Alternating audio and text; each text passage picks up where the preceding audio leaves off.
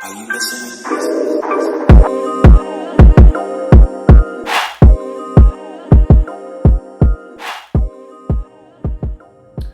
Welcome to InseQueer the podcast, and I'm your InseQueer's fuck-ass host, Chloe Beck. And if you're here, you're queer, or you love my queer storytelling, and today I have a story to tell you. Now, I successfully completed season 1. I successfully completed the 12 days of Podmas, and I wanted to take some time for myself before I jumped back to the microphone and really began to crank out all of my insecurities for you all to be all in my business. But the universe, life, the world continuously being on fire kind of forced me to come back to talk about one of my insecurities that I really do like to keep to myself. And those of you who are watching on YouTube, because your girl is streaming on YouTube now, so you can also listen, watch, rate, like, subscribe, share, do all those things in this 2021 new year. One of my biggest insecurities in my entire life, one that I keep to myself and don't really want to discuss or share with the culture because the culture does not care, is that I am extremely patriotic.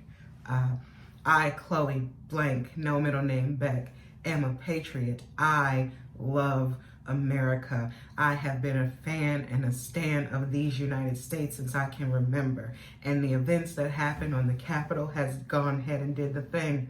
Those things, it has done the thing that I can no longer be silent about. And I have to sit here and talk to you about how I have to work through what it's like to be a patriotic Black gay woman in America. Okay? Black gay woman in America who loves America. Stings. So if you've been living under a rock, or you from Iraq or wherever the hell I even think they probably are looking and laughing at us, you will know that a few days ago we had a coup attempt at the Capitol, where a bunch of racist neo-Nazis, police officers who were sworn to protect and serve their racist whiteness stormed the Capitol after that thing told them to do so, to try to take back the vote, while we were going to do what?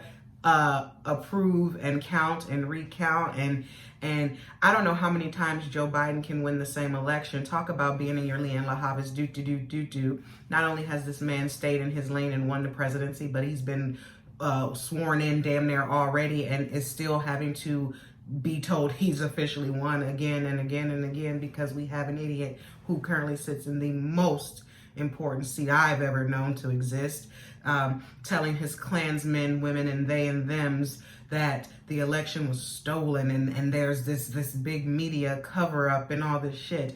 And they have done something that has ruined our democracy. They have done something that has literally it's just, you cannot fix it. Irreconcilable. They have done something terrible. They have ruined this country, our reputation, our sanctity, these monuments, which I know my ancestors were slaves and forced to build. But these same places that they have walked through, desecrated, I can't even have the language or the words of how shitty and terrible and just unreal what has been transpiring, because white people don't know how to take a what L. If you haven't heard about what an L is, you can go to InseQueer the podcast presents the 12 days of Podmas episode 11, where I discuss my 11 L's. But no L, no sneakers app L will ever feel like the L that I feel in my heart right now. And I just have to just talk about it. So before I can even get into what actually happened, I have to tell you why. You're probably like, Chloe, how can you be a Black gay woman in America who's also plus sized and say that you love America when America literally rapes, murders, beats, kills you in your sleep every night? And say her name, Breonna Taylor. Breonna Taylor. I'm wearing a hat that says arrest the cops that killed Breonna Taylor. The juxtaposition of this is that, like, when I'm looking at myself in this camera, I look like one of those people who stormed the Capitol. I look like one of those red-blooded NASCAR, Budweiser, stereotypical West Virginia-looking racist white people. But the truth is, I am a proud Black woman in America. I'm proud of this country. I have always been proud of it, because just like the Bible is a slave tool, democracy has been a slave tool. Pledging to the allegiance has been a slave tool. And me as a little kid respecting and praying for field trips to go to the very place that I saw these Neanderthals destroy has created this love for this country, because America's the place. I've always seen America through the eyes of, we are the big brother. We are the place that people fight and kill and pray and work and do all this stuff to get here, because we are the great nation. We are the United States, but we are not. And we never have been. And the one thing I will say is thank you to Donald J. Trump for showing me the truth in a way that I cannot unsee it. Oprah Winfrey says it starts with a whisper. It was a whisper when they shot Trayvon. It was a whisper when they shot Tamir. It was a whisper and a whisper when they, and just keep going, name the names. They were all whispers. And Chloe Beck, was like, circumstantial. It's unfair. It sucks, but that's just one person. It's just this thing. I made it make sense for my body because my brain wasn't prepared to do what I have to do here today. But while those black bodies, while those brown bodies, while those trans bodies, while I can't seem to get my foot off my own neck in a country that continues to keep me in the shackles of what I'm supposed to be as a black gay woman, all those were whispers. But Capitol Hill, you know, it's nothing like seeing a white person fuck up white shit to realize that white people really don't give a fuck. Like, I've always known that white people in theory don't give a fuck about black people, or that the system has been created in a way that they don't even have to think about, do they give a fuck about black people? Do they have to check in on, like, am I racist today? Am I benefiting from racist shit? Am I? I always understood that it's not their burden to bear. They didn't ask to be born white. They didn't ask for the privilege, and like no sane person would give their privilege away. I would never give my privilege away of being educated, being funny, being smart, being sexy to some of you people. I would never give away that privilege. So God forbid, why would I expect a white person to give away their whiteness? But I always expected that they respected the country the way in which I did. You know, here I am. If I can be a black gay woman who is at the bottom, the only person lower than me is a black gay trans or a trans black woman in my eyes. And if I can still love this country the way I'm loving it, like I'm wearing a shirt, an American flag shirt that I've always loved, always wanted. It's been thrifted. It still has the tags on it because I'm embarrassed to wear it. I'm scared to wear it. I don't want the ridicule and judgment to wear because so many people are woke, or so many people are like, fuck this country, fuck this country, fuck this country. And I am one of those people who say, I just like, hey, if this country's so terrible, you can leave. And I say that to domestic people. I say that to foreign people. I say that to anybody, because if this country is so terrible, what a privilege it is to even say your country is terrible. Because in some countries, if you speak about the country, they will cut your tongue out.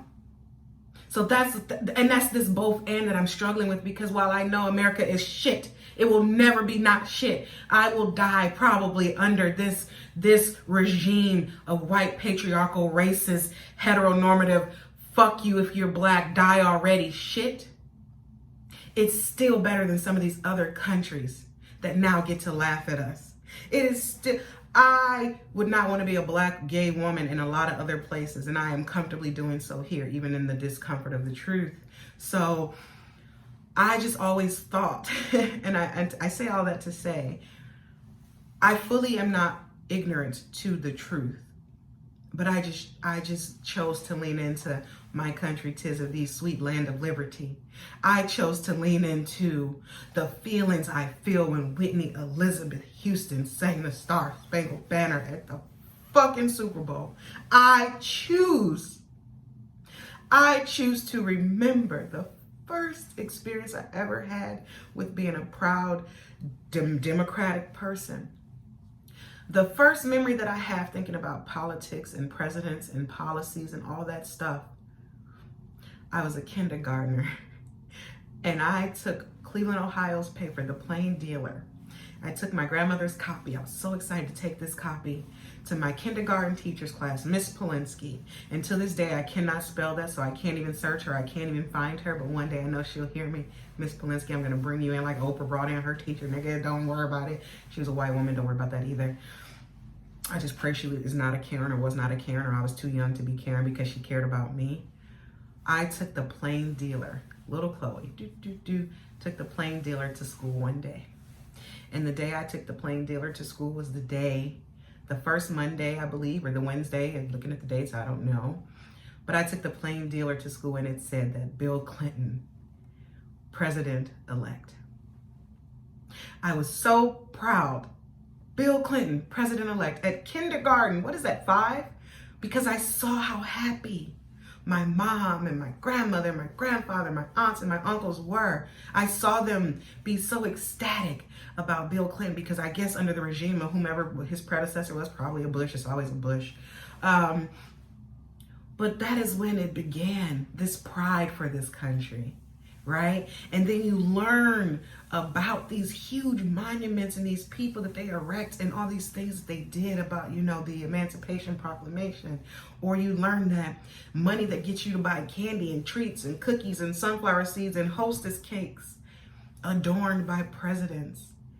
Now, before I could even understand that a president is just a figurehead in Congress and judicial and all the shit that I still don't remember because it's one of those things that Chloe doesn't remember, like legislative, judicial, I don't remember that shit. But when I think about the things I knew to be true is that the White House was where all those things happened and they were sacred. And if you got to go on a field trip to these places, you did so with respect, with order. No gum in your mouth, no drink on your person, no touching, no breathing, just going and witnessing and seeing. That's what I thought of. Until this coup, all shit aside. Like you guys, those of you who know me know that I'm telling you nothing but the truth because the ways in which I panic when I see a flag on the ground or a flag that is still being flown, that is tattered, or the fact that at probably 250 pounds in my whole high school career, I was a member of NJROTC, Naval Junior Reserves Officer Training Corps. I wanted to be a Marine. The few, the proud, devil dogs with extreme motivation. That was me. And that was at the time when George Bush, the one that is in love with Michelle Obama, was in office, and he was the Honorable George W. Bush. And I remember being the epitome of proud that I was this close to the military in terms of me being in ROTC on September 11th. That whole day, all I wanted to do was get to my ROTC class so I could talk to Commander Forrester and Gunny Sergeant Thomas. Those are the two people I wanted to talk to because all these civilians, they don't know. I got to get close to these military men. I got to find out what's going on in my country. Do I need to boot up? Is it time? Do I get to go? Am I about to be drafted? And I should have known then. That was a whisper. Because when I finally got to their class on September 11th, it was the last class of the day. I'm seeing all these people get picked up and taken out of here and panic and panic and panic. And because my mom is my mom, and she's like, bitch, you can take the bus home. I don't think Osama bin Laden is going to take the number 14 bus down in Cleveland. I think you're safe. She was right. I got to their class and they were just laughing. They were smiling about it. They were not upset. They were not infuriated. They were just chill about it. And I should have known that there's a little bit of that Olivia Pope shit right there, because how can these men who told me to 135 fold that flag and stand at attention and salute officers and no covers on in the room, and your girl was actually an officer. I was administrative officer, lieutenant, junior grade, third highest cadet in the whole program, even as a fat bitch who couldn't pass the PT test. I was on color guard. I led parades. You hear me? I won drill competitions. You hear me? I have trophies for this shit. I am the world's greatest, like I won cadet MVP, bitch. I was the original Cadet Kelly, okay? It was me. It was me. It was me. And I have loved this country since I can remember. I have respected the rules and the order, and I have just done it right. Once again, this is where I catch myself. I catch myself in realizing you've done it right, and it still does not protect you because you still are a Black gay woman. And now I have to say, because you're a Black gay woman who loves a place that could never love you because it don't even love itself. I have to break up with America, and it is devastating to me because I still believe. I get Anne Frank. I get it. I used to think that was such a dumb quote. In spite of it all, I still think there's good in the world. In spite of it all, I still think America's great. And I'm so mad that asshole owns that slogan. I'm so mad that he has the market. And I'm so mad he picked it, because Make America Great Again. When I hear that, taking him out of it, I love a good slogan. I am a bitch that you can trick into buying anything if you market it well. And when I hear Make America Great Again, or Keep America Great Again, or just the pomp and circumstance around his campaign, I see how this has happened. Because even me, who's so far left to where he is and where his terrorists reside, I do just want to make America great again. I do. I do believe I am the American dream. I do. I hate that this is where both and doesn't feel right. I hate that I feel like I can't be a proud, woke black woman and a patriotic, respectful, God bless America, 50 fucking stars and stripes. I hate that I feel like I can't be both.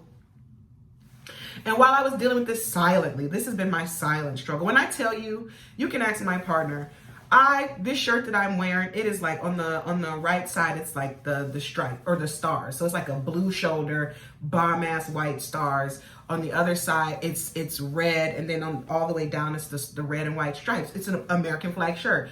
Every 4th of July, I put it on. Every Memorial Day, I put it on. Every Labor Day, I put it on. For Halloween, I put it on because I was gonna go as The Purge. Made sense, because remember when The Purge was just a movie? Or foreshadowing? Remember that? So, but then I realized that the way I present, the way I look, it seems like the only people who can really love America have to either be sworn in to do so via military and elected officials, or you have to be these staunch idiot Republican, racist, neo-Nazi, inbred trash, the gutter of the gutter, but you still have what? White privilege, because you have what? White skin. So I have struggled with my patriotism. I am a closeted I'm a closeted patriot. Oh, it stings, guys. And I say all that to say, watching what I saw on TV just shattered that kindergarten Chloe who brought that plain dealer to her kindergarten class. Because I always thought that place was sacred to everyone, because we all respected it the same way. We all understood that while politically we don't have to agree. And that's something you learn. And it's when I say being a patriot is a slave tool and loving America is a slave tool, like I had this conversation with my partner and another partner about how I think it's so interesting that they can have like a strong historical disdain for a country. Like they're from Haiti, and we were talking about the DR, and they're like, oh, I don't really mess with the DR. And I was like, who hurt you? Thinking it's like they fucked the bitch and it didn't go well. They're like, no, in 1742, and I'm like, oh, you guys have a historical, you guys can hold a drama and a beef from ancestral. Like you guys are like in that dynasty shit, like, oh nigga, y'all killed us in 1720, so we still ain't sitting with y'all here in 2021. And I said something to them. I was like, what a wow. First I was in shock. I was like, wow.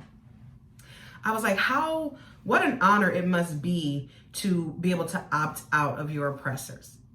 Because here I could say, oh, I don't fuck with white people because of slavery and Middle Passage and but I don't get the option to opt out of whiteness. I don't get the option to opt out of America. Fuck America, they stole me from the bush. I don't get to do that because I live here.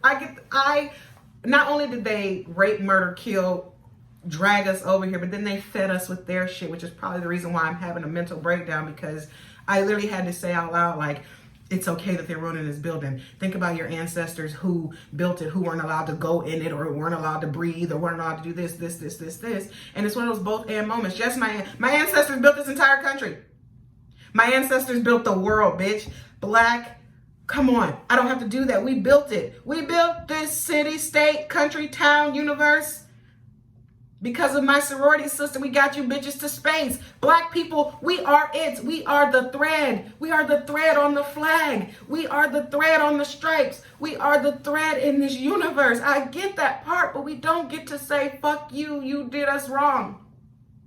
So when I saw them go into these buildings, I'm shattered because I'm just like, I realized in that moment, once again, I'm not even a second-class citizen. What's under that? Third, fourth, fifth, not even a citizen? You might as well just take them from me. Because I am no longer a citizen, because I can't, on a casual, calm day, pre-COVID, pre-Trump, I couldn't have even answered my fucking cell phone in the Capitol building. Because if I'd have touched it, they'd have said it was a gun and I'd have got shot. I don't understand. Oh my God, oh my God, oh my God, oh my God. Having this Band-Aid or this bandage or this blindfold or this, I am so tired of waking up. The one thing they don't tell you about when you wake up or you get woke, they always tell you you don't go to sleep. Like once you woke or once you know something, you can't unknow it. That part I get. But what you don't realize is that once you're awakened to one thing, it doesn't stop. It's not like, oh, I'm woke to pollution, but I'm dead asleep to racism. Like if you're going to be a conscious person who cares, or if I have to speak for me, because some people can compartmentalize and only care about what they care about. But it seems like with me, in real time through this COVID pandemic and all this alone time and all this trauma and all this murder and abuse and history shit, in real time, layer after layer after layer after layer after layer, and it's eating away at everything I held to be true, and it's making me not really know who I am anymore in terms of the center of what I stood on and what I believed in, what I knew to be true. And while I said it on a few episodes back, everything I thought I stood firm on a year ago has changed. I never thought that my thoughts and my beliefs about the sanctity and the sacredness of those halls and those people who create the policies and affirm the next president. And I am shocked. I am shocked.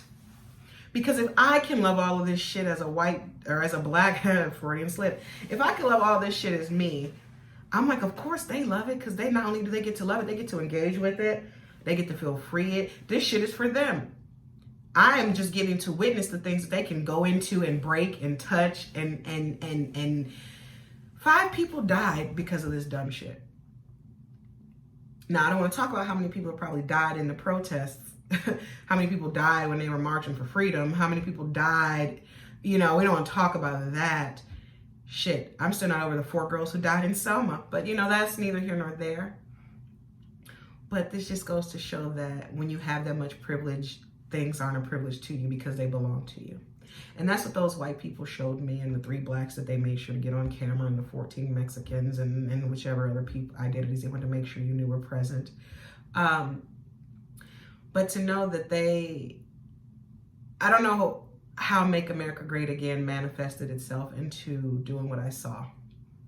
And furthermore, I am beyond distraught about the fact that my sorority sister, Kamala Harris, and President-elect, former Vice President, Joe Biden, don't get this historical inauguration.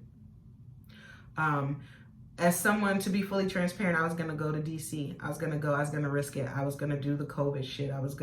My Etsy cart has been filled to the brim with AKA stuff, just ready to push the trigger. But I knew on January 1 that I was not going to make it because the new strain of COVID, and I'm still nowhere in line for the vaccine. Don't know if I should take the vaccine, because speaking of building this country, we also build these labs, and you all do what? Infect us with syphilis and Tuskegee. So now we're scared to take a regular vitamin if it comes intravenously. Unfortunately, the only thing black people are comfortable putting in their vein is crack, because we can go down that line again, but we're not there yet.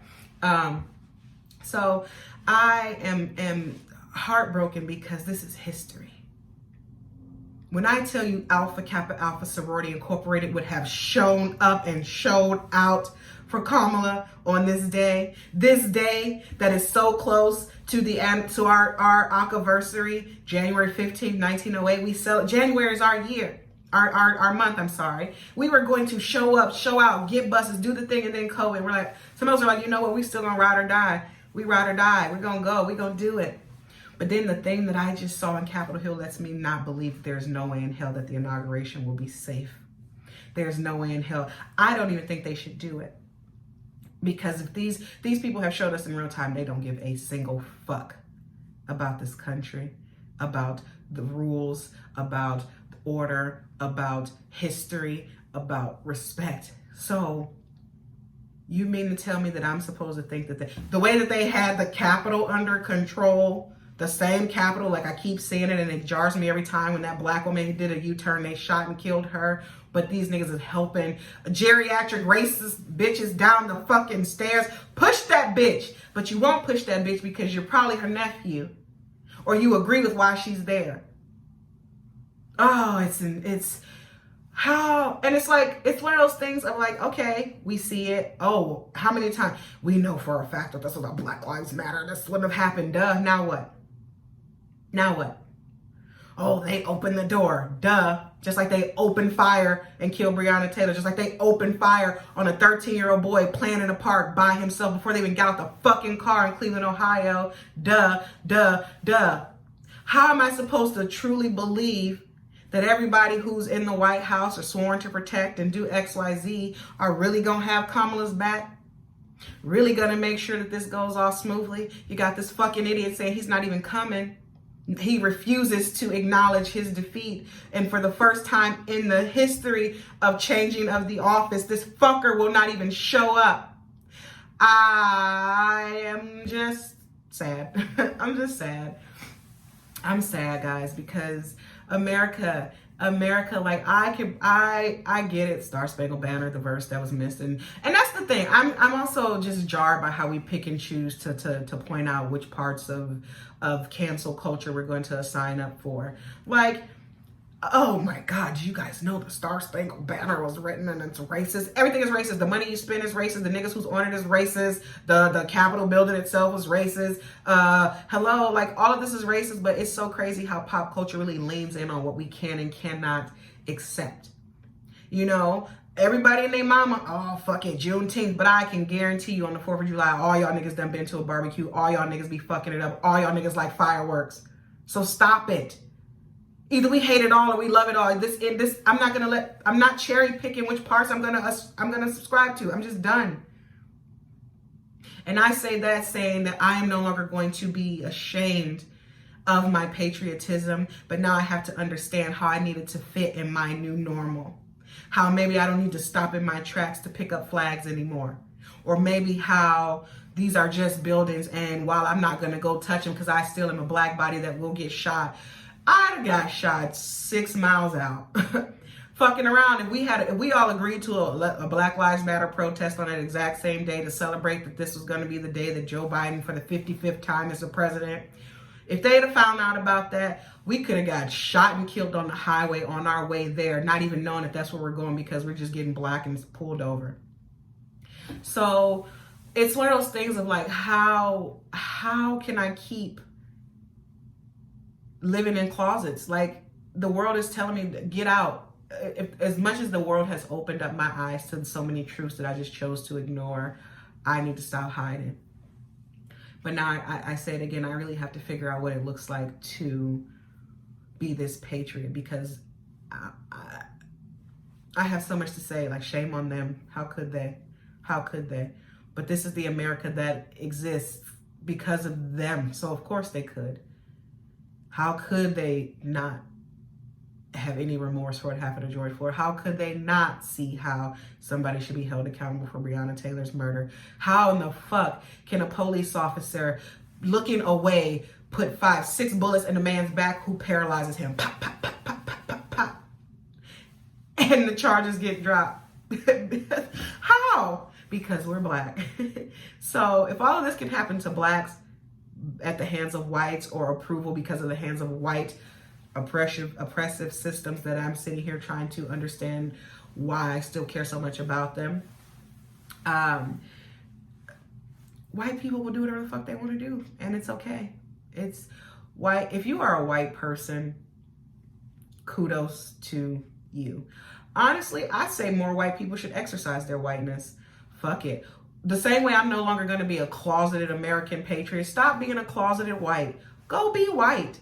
Go be white. Do the whitest shit that you can do, because look, nothing's going to happen to you except you might accidentally get killed like that one white Trump bitch. Who gives a fuck? No sympathy. No RIP. No, you calculated risk, dumb bitch. The same way she got shot and killed, that's exactly what it feels like when you get shot and killed in your sleep just by picking the wrong apartment to live in 6 years before the shooting happened. Like, I don't have sympathy. Have no remorse. Oh, woe is me. Don't give a fuck.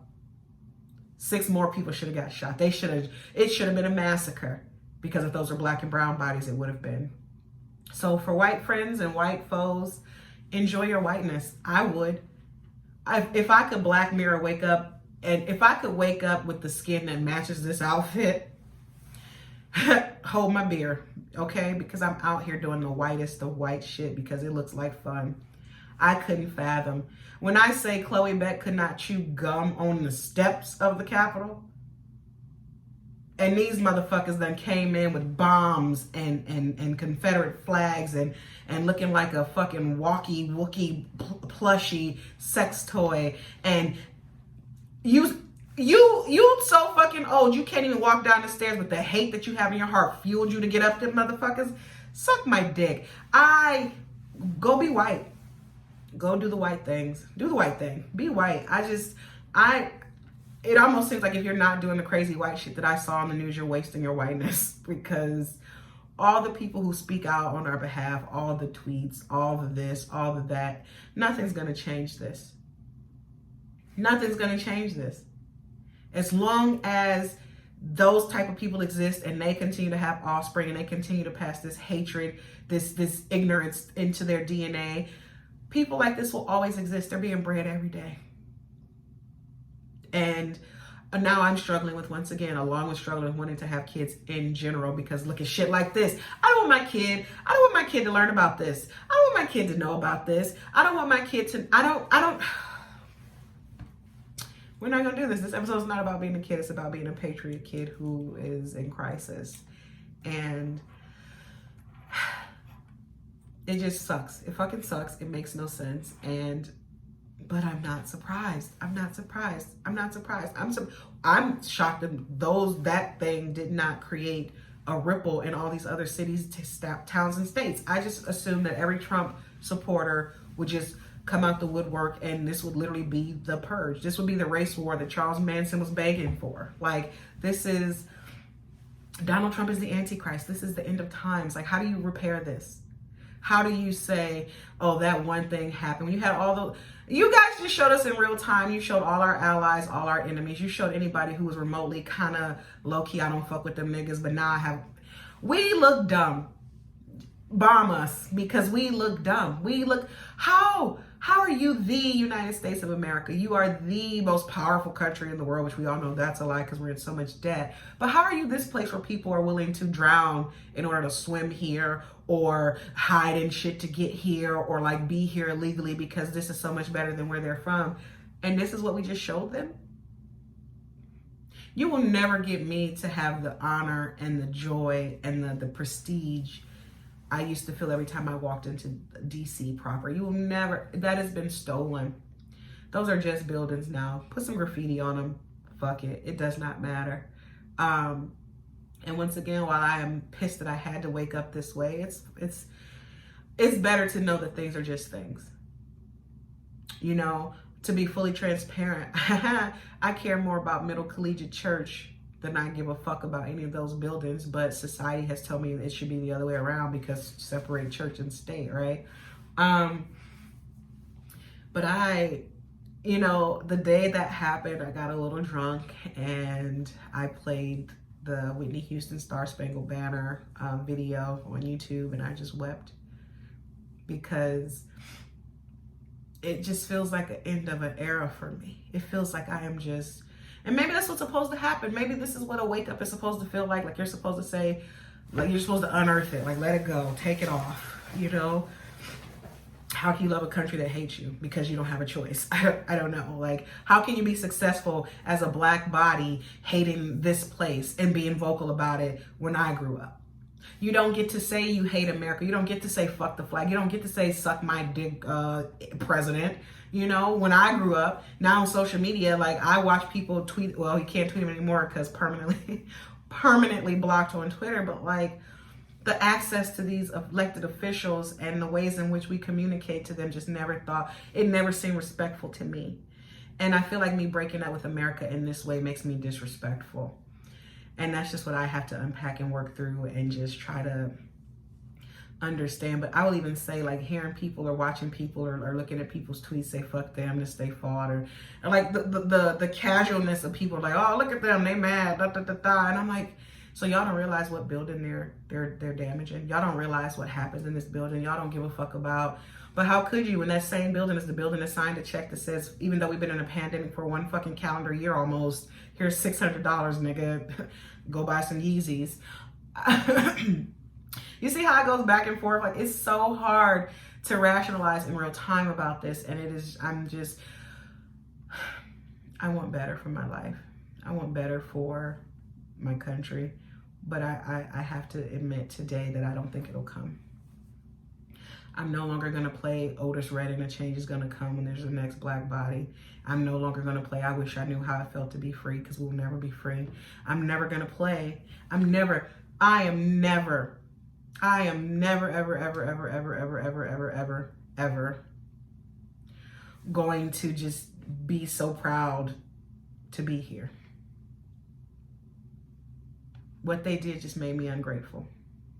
And I've been working so hard to be grateful. But how can you be grateful when you see just what privilege looks like to that magnitude? Like I keep saying, I understood it on a micro level. Like, okay, one off Breonna Taylor, one off Trayvon Martin, one off. But then to see white people break up some white shit that is for white people because they're mad that their white vote. I can't believe white people got mad because some white shit happened that didn't benefit for a group of whites. Don't they realize, even in the grand scheme of things, even if your president is a Democrat, you still get to be the white racist fuck that you are? These Trumpers are going to be Trumpers for the next 4 years. And then when his son decides he's going to run, once they get rid of the college rapes that probably happened and all the bullshit that he's done in his life, Trumpers are not done. Like you still get to be this ignorant, this rude, this messy, this nasty, this murderous, no matter who the president is. And that's the part that blows my high. I'm like, y'all are mad, but y'all still won. Democrat, Republican, if you're a white man, white woman, white person, it's all the same for you all. So why y'all so mad? Why did y'all have to hurt our history in this way? Like, was that the goal? Did it, ta-da, was that it? Do you guys feel good? Like, was that the plan? Like, what was next? Like, what was actually supposed to happen after that? Like, y'all was just gonna hold it down till more came and then y'all kept coming. Like, I don't understand the logic, and that's because there was none. There was none. This entire campaign, this entire 4 years with this clown has just been illogical. This entire past year, what the fuck was logic, right? Like, what the fuck was logic? What? Yeah. So Washington, D.C. is no longer this place that it has always been in my heart. To see that the Pentagon and the National Guard and to see that the president can literally say, go fight, it's going to be wild or whatever the fuck. I'm gonna head out. Like, I'm gonna just have to opt out. I opt out of being a patriot for a while. I cannot see it. So now it's just, it has really turned me into a capitalist friendly person. Like, the reason why I love America is because I know one day I could potentially stumble into some shit and become the next Jeff Bezos, because happenstance, right? Like, when I say I want an Emmy, Grammy, Oscar, Tony, that is the part of America I like, because any old body can do it. You know, a lot of these things, while rigged and Oscar so white and Grammys and you don't own this and you don't do that, you can slice out your piece of the pie, even though it's still going to be racist, sexist, classist, homophobic, fuck it. I don't want to make the world a better place for everybody. I want to make the world a better place for me. So whatever the fuck Chloe Beck got to do to make it better for her so she can live her best quarantine life forever, because this fucking pandemic is never going to end, because fuckers don't believe in the vaccine don't believe in the vaccine, the virus don't believe in the vaccine because another strain is coming. And fun fact, even if you get the vaccine, it doesn't like eradicate you from being super ill. Or how many of you all have gotten a flu shot and they're like, oh, this strain of the flu, this shot ain't for it. Pew, pew. So this world is fucked. And when I say this word, I want you guys to know that I do mean the entire world. But when I say this word, I think of the United States, because the United States has been my world. So the United States is fucked. I'm just trying to find the best place to be fucked here. At the best price point, with the best career, with the best life, with the best drugs. Because at this point, fuck it. Fuck it. If they don't give a fuck, it does nothing for me to give a fuck. Here I am assimilating to the American dream, to liken myself to whiteness, because that's what we're all doing. Anytime we buy into any one of these systems, just of likening ourselves to white and right. Here I am trying to be like, well, like that little meme where they say, is it a riot or a protest, when they hold it up against Peter Griffin. Here I am trying to be like, is she American enough? Does she know this? Is she okay? Did she vote? Is she black? Is she gay? But she's smart. She knows how to fold the flag. She cares. She believes in. She doesn't step on the grass. She for fucking 2 years, I had to say the Honorable George W. Bush. Honorable George W. Bush, Secretary of Defense, Donald Rumsfeld. You know, I knew my orders to the century. Walk my post in a military manner, keeping always on the alert, observing everything that takes place in sight or hearing. Receive, obey, and pass on to the century, who release me every order from the command deck, the officer of the day, officer of the, and petty officer on the watch. I know my shit. I know my shit about this country, and what the fuck does it matter? Because people who can't even read did what they did. Them fuckers probably thought they were at the White House. Who knows? Who knows? Who knows? God, I love order. Like there's, you know, I have an assignment from my therapist, and she wants me to recount why it is that I am so involved with the case. I was on a really traumatic case, which I'm definitely going to chronicle in an episode. And I talked about casually about how I remember everything about the case, and I remember certain addresses, and when I'm in different parts of the city, I remember she told me to kind of chronicle why I hold on to so many pieces of the case, or like why that time in my life was a time that I look back on fondly. And the truth is because I had law and order. When you're a juror on a trial that's a trial, every second is accounted for. And it was the closest I had felt to being in the military since I was in ROTC. I like order. I like being told what to do and know that I do it, and I give my gold star and I move on to do it the next day. I enjoy living life that way, believe it or not. And when I think about what it's like to be someone who chooses to protect and serve this country, no matter what branch of the service, I was always going to be Navy and Marine because that's what I was bred up in. All my family members were Navy people, few Army, but I like turtles, I like water, and the Marine uniform. And being a Marine is the sexiest thing I've ever seen in my life. Man, woman, indifferent. Marines all day, every day. But I just had such honor to know, like when you really know your military shit, like military time, which I struggle with it today, but like military time and being able to know like the chain of command and orders of the command, and like knowing the secretary of this and the secretary of that, and like knowing that once you get this and you become a 5-star general when it's in wartime, like all the shit that you know is like, as a kid who doesn't have a lot of foundations in my life in terms of family and historically, because like unlike Haiti, I can't say you guys stole me from the third bush to the left in Ghana, wherever the fuck I'm from, because who knows? When you find out things like this that you can recite and know and be locked into a different part of the country that most people aren't, it felt great. And then the attack on Capitol Hill happened. So all the shit that I know, a know-it-all who knows nothing at all. And what I do know is that I just had to get this off my chest. And I just want you guys to take care of yourselves, take care of each other, and find your truth and own it. And just know that while America is what it is, and it always feels like it's on fire, and it doesn't matter. Like I know each and every one of us we wake up a little too ungrateful about where we are allowed to be and hate it. Because there are some places where girls can't even get tampons or a book or life. So America. Dear America, I've loved you my entire life. I loved you through my hurt. I loved you more in my happiness. And when I was uncertain, I loved you because you afforded me the space to not be sure. But today, America, I need a break. It's not you, it's me. I thank you for our good times. I thank you for our bad times. I thank you for everything you've allowed me to experience here. And while I know we will always have mutual friends and mutual connections, I don't think we necessarily need to be together in this way anymore. I never thought I would break up with you. But in this year of me loving and learning and letting go of what no longer serves me, you've shown me that it no longer serves me to serve you. And on that note, guys, I gotta go. Until next time, I'm your Insequeer as fuck ass host, Chloe Beck, and you are listening to Insequeer the podcast. Be well.